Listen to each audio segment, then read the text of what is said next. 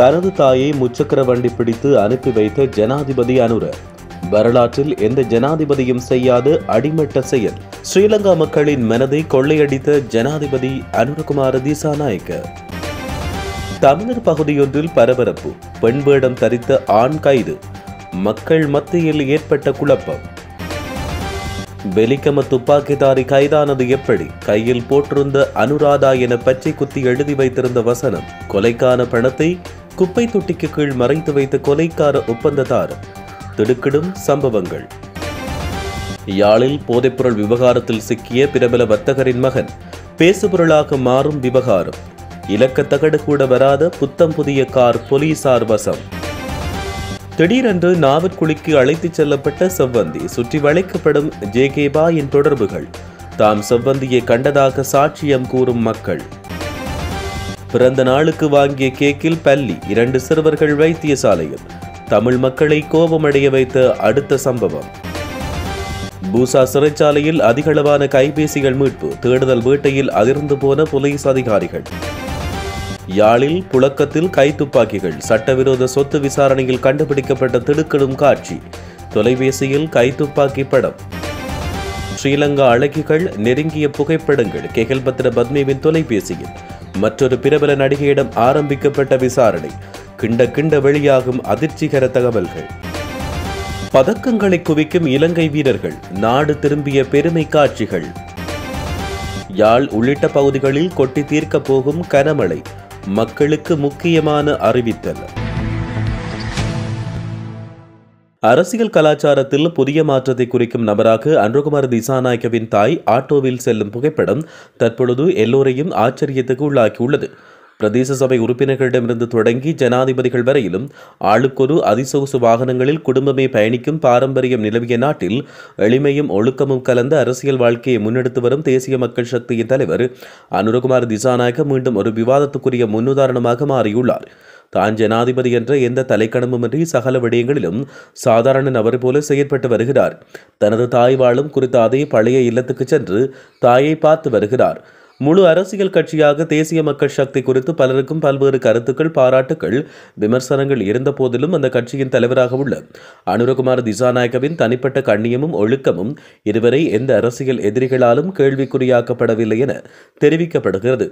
அரசியலின் சீரழிவை விமர்சிக்கும் போதெல்லாம் அதிகாரமல்ல சேவை என்பதையே தன் கொள்கையாக கொண்டு செயற்படும் அனுரகுமார திசாநாயக்க பொதுமக்களிடையே ஒழுக்கமான அரசியல்வாதி என்ற நம்பிக்கையை நிலைநிறுத்தி வருகின்றார்.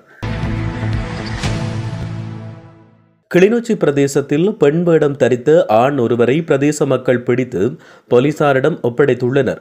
சம்பவம் நேற்று பிற்பகல் இடம்பெற்றதாக தெரிய வருகிறது. சமூக ஊடகங்களில் பரவிய தகவல்களின் பிரகாரம் அந்த பகுதியில் பரபரப்பு நிலவியதுடன் சம்பவம் தொடர்பில் உண்மையை உறுதிப்படுத்திய பின்னர் பிரதேச மக்கள் உரிய முறையில் சந்தேக நபரை கிளிநொச்சி போலீசாரிடம் ஒப்படைத்துள்ளனர். போலீசார் குறித்த நபரை கைது செய்து மேலதிக விசாரணைகளை தொடங்கியுள்ளனர். வெலிகம பிரதேச சபையின் தவிசாளர் லசந்த விக்ரமசேகர கடந்த 22ஆம் தேதி சுட்டுக் கொல்லப்பட்ட சம்பவத்தின் பிரதான துப்பாக்கிதாரி 20 லட்சத்துக்கான ஒப்பந்தத்தின் பேரில் இந்த கொலையை செய்துள்ளதாக விசாரணையில் தெரிய வந்துள்ளது. துபாய் லொக்கா என்ற நபர் இந்த ஒப்பந்தத்தை தமக்கு வழங்கியதாக துப்பாக்கிதாரி வாக்குமூலம் வழங்கியுள்ளார். கொலைக்கு பயன்படுத்தப்பட்ட உந்துருளிகளில் சந்தேக நபர்கள் தப்பிச் செல்லும் காட்சிகள், அத்துடன் பல்வேறு சந்தர்ப்பங்களில் அவர்கள் பிரிந்து செல்லும் காட்சிகள் சிசிடிவி கேமராவில் பதிவாகியிருந்தன.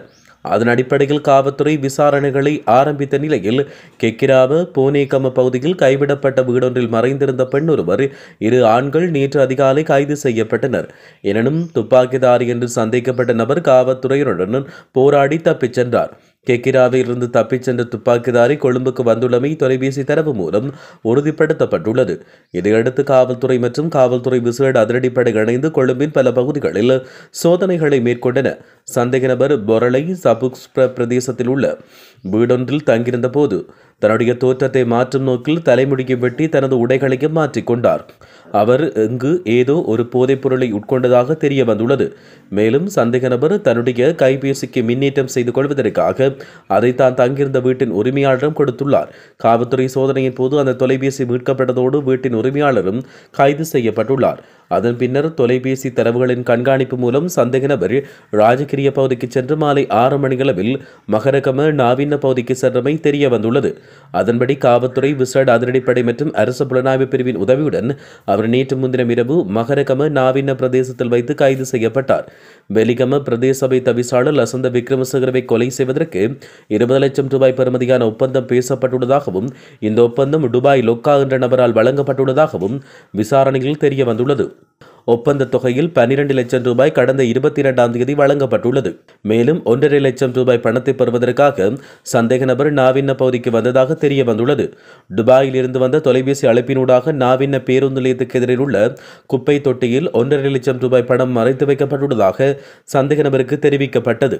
நேற்று மாலை 6:30 மணியளவில் அந்த இடத்துக்கு வந்த துப்பாக்கிதாரி பணத்தை எடுத்துக்கொண்டு மீண்டும் மகரகம நோக்கி செல்வதற்காக முச்சக்கர வண்டியில் பயணித்துக் கொண்டிருந்த போது விசேட அதிரடிப்படை மற்றும் அரச புலனாய்வு பிரிவினர் அவரை கண்காணித்தனர்.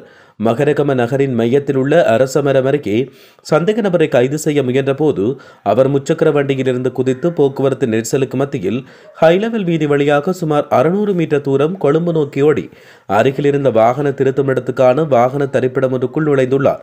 அதன்போது அங்கிருந்த நபர்களின் உதவியுடன் காவல்துறை அதிகாரிகள் மாலை 6:45 அளவில் அவரை மடக்கி பிடித்து கைது செய்தனர்.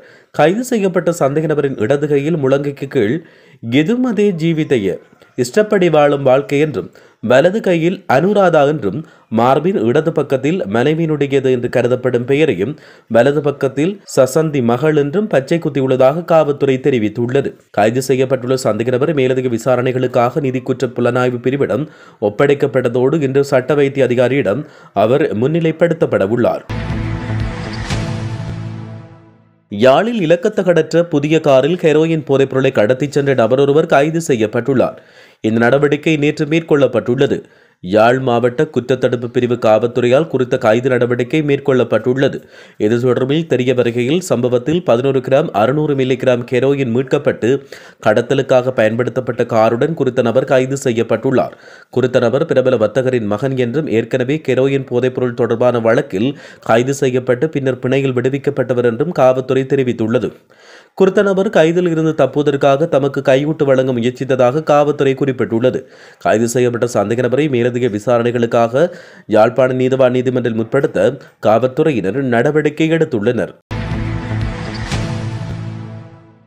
நாட்டில் கடந்த சில வாரங்களாக போதைப் பொருளுடன் தொடர்புடையவர்களும் அவர்களை பற்றிய செய்திகளும் தற்போது வரை பேசுபொருளாக மாறியுள்ளது. கனைமுல்ல சஞ்சீவ கொலையுடன் தொடர்புடைய இசாரா சவந்தி கைது செய்யப்பட்ட நிலையில் தற்போது வரை பல திடுக்கிடும் தகவல்கள் வெளியாகி வருகின்றன. தென்னிலங்கையில் எந்த குற்றச்சாட்டுகள் முன்வைக்கப்பட்டாலும் அந்த விடயங்கள் தமிழர் பகுதியில் வந்து முடிவடைகின்றன. அந்த வகையில் இந்த விடயத்தில் யாழ்ப்பாணத்தைச் சேர்ந்த JK பாய் மற்றும் ஆனந்தன் என்போர் தொடர்புடையவர்களாக சந்தேகிக்கப்பட்டுள்ளனர். இந்நிலையில் நாவற்குழி அருகே உள்ள JK பாயின் வீட்டின் அருகே செவ்வந்தி வருகை தந்துள்ளதை அயலவர்கள் அவதானித்துள்ளதாக தகவல்கள் வெளியாகியுள்ளன. குறித்த வீட்டின் அருகே CCTV காணொலி காட்சிகள் புலனாய்வு அதிகாரிகள் எடுத்துச் சென்றுள்ளதாக தகவல்கள் வெளியாகியுள்ளன. பிறந்த நாளுக்கு வாங்கிச் சென்ற ஐசிங் கேக்கில் இறந்த பல்லி ஒன்று இருந்தமை அதிர்ச்சியை ஏற்படுத்தியதோடு 2 சிறுவர்கள் வைத்தியசாலையில் அனுமதிக்கப்பட்டுள்ளனர். இந்த சம்பவம் மஸ்கெலியா பிளென்ஸ்லோ தோட்டத்தில் இடம்பெற்றுள்ளது. சம்பவம் தொடர்பில் தெரிய வருகையில் ஞாயிற்றுக்கிழமை பிறந்தநாள் கொண்டாடுவதற்காக மஸ்கெலியா நகரத்தில் உள்ள வெதுப்பகம் ஒன்றில் இருந்து ஐசிங் கேக் ஒன்றை வாங்கிச் சென்றனர். அந்த பிறந்தநாள் விழாவில் கேக் வெட்டப்பட்டு அனைவருக்கும் ஊட்டப்பட்டது. அதன்பின் மீதமிருந்த கேக்கை பார்த்தபோது அதில் இறந்த நிலையில் பல்லி ஒன்று கிடந்தது. இதனால் அதிர்ச்சி அடைந்த 5 வயது பெண் பிள்ளையும் 3 வயதான ஆண் குழந்தையும் மஸ்கெலியா மாவட்ட வைத்தியசாலையில் அனுமதிக்கப்பட்டு சிகிச்சை பெற்று வருகின்றனர். இதுகுறித்து மஸ்கெலியா சுகாதார அத்தியட்சகருக்கு புகார் செய்ததை தொடர்ந்து பொது சுகாதார அதிகாரிகள் சம்பவம் நடந்த வெதுப்பக உரிமையாளரிடம் விசாரணை நடத்தி சம்பந்தப்பட்ட உற்பத்தி நிறுவனம் மீது நடவடிக்கை எடுக்க உள்ளதாக தெரிவிக்கப்படுகின்றது. பூசா சிறைச்சாலையில் விசேட பிரிவுக்கான சிறைக்கூடத்தில் இருந்து 14 கையடக்க தொலைபேசிகள் கண்டுபிடிக்கப்பட்டுள்ளன. இது தவிர 25 சிம் அட்டைகள் உட்பட மேலும் சில உதிரிப்பாகங்கள் கண்டெடுக்கப்பட்டுள்ளன. இன்று காலை போலீஸ் விசேட அதிரடிப்படையின் மேற்பார்வையின் கீழ் சிறைச்சாலை பூசா சிறைச்சாலையின் விசேட பிரிவில் உள்ள சிறைக்கூடங்களில் முன்னெடுக்கப்பட்ட சோதனையின் பொழுது இந்த கையடக்க தொலைபேசிகள் மீட்கப்பட்டுள்ளன. யாழ்ப்பாணத்தில் சட்டவிரோத சொத்து குவிப்புடன் தொடர்புடையவர்கள் என்று சந்தேகப்படுவோரிடம் கைத்துப்பாக்கிகள் இருக்கிறதா என்கின்ற கோணத்தில் காவல்துறையினர் விசாரணைகளை முன்னெடுத்து வருகின்றனர். இந்த நிலையில் யாழில் சட்டவிரோதமாக சொத்து குவித்தார் என்ற சந்தேகத்தில் நபரொருவரிடம் விசாரணைகள் மேற்கொள்ளப்பட்டு வருகின்றன. இதன்போது அவரது தொலைபேசிக்கு இன்னொரு நபரிடமிருந்து வாட்ஸ்அப் மூலம் கைத்துப்பாக்கி ஒன்றின் புகைப்படம் அனுப்பப்பட்டுள்ளது. இதனையடுத்து காவல்துறையினர் மேலதிக விசாரணைகளை குறித்த சந்தேக நபரிடம் மேற்கொண்டனர்.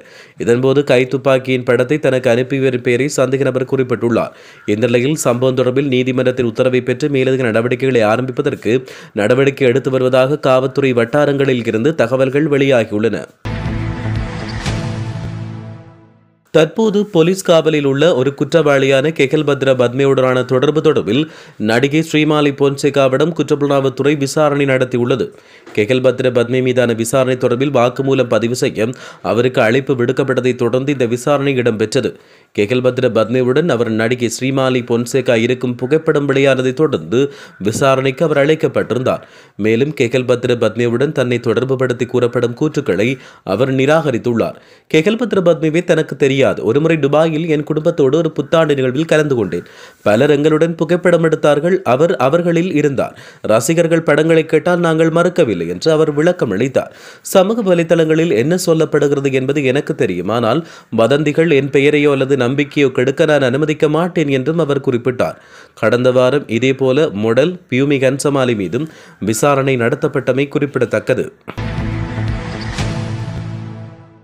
பஹ்ரைனில் இடம்பெற்று வரும் 2025 ஆசிய இளைஞர் விளையாட்டுகள் நிகழ்வு மற்றும் இந்தியாவில் இடம்பெற்று வரும் 2025 தெற்காசிய மெய்வல்லுநர் சாம்பியன்ஷிப் போட்டிகளில் பங்கு பெற்று வரும் இலங்கை வீர வீராங்கனைகள் தங்களின் திறமைகளை வெளிப்படுத்தி வருகின்றனர். அந்த வகையில் பல்வேறு நிகழ்வுகளில் பங்கு பெற்று வரும் இளம் இலங்கை வீர வீராங்கனைகள் தங்கம், வெள்ளி, வெண்கலம் என பல்வேறு பதக்கங்களை பெற்று வருவதாக தெரிவிக்கப்பட்டுள்ளது. மேற்கு சப்ரகமுவ மத்திய மற்றும் வடமேற்கு மாகாணங்களில் பல தடவைகள் மழை பெய்யக்கூடும் என வளிமண்டலவியல் திணைக்களம் எதிர்ப்பு கூறியுள்ளது. வளிமண்டலவியல் திணைக்களம் இன்று வெளியிட்டுள்ள அறிக்கையில் இதனை தெரிவித்துள்ளது. வடமாகாணம் மற்றும் அனுராதபுரம் மாவட்டத்தில் சில நேரம் மழை பெய்யக்கூடும் என வளிமண்டலவியல் திணைக்களம் வெளியிட்டுள்ள வானிலை முன்னறிவிப்பில் தெரிவிக்கப்பட்டுள்ளது.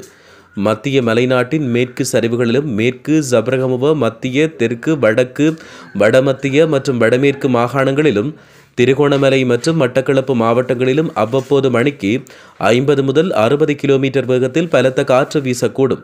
பலத்த காற்றினால் ஏற்படுகின்ற சேதங்களை குறைத்துக் கொள்ள போதுமான முன்னெச்சரிக்கை நடவடிக்கைகளை எடுத்துக் கொள்ளுமாறு பொதுமக்கள் அவதானமாக இருக்குமாறும் அறிவுறுத்தல் விடுக்கப்பட்டுள்ளது. இடியுடன் கூடிய மழை பெய்யும் போது மின்னல் தாக்கங்களினால் ஏற்படக்கூடிய பாதிப்புகளை குறைத்துக் கொள்ள தேவையான முன்னெச்சரிக்கை நடவடிக்கைகளை எடுத்துக் கொள்ளுமாறும் பொதுமக்கள் அறிவுறுத்தப்பட்டுள்ளனர். தனது தாயை முச்சக்கர வண்டி பிடித்து அனுப்பி வைத்த ஜனாதிபதி அனுர. வரலாற்றில் எந்த ஜனாதிபதியும் செய்யாத அடிமட்ட செயல்.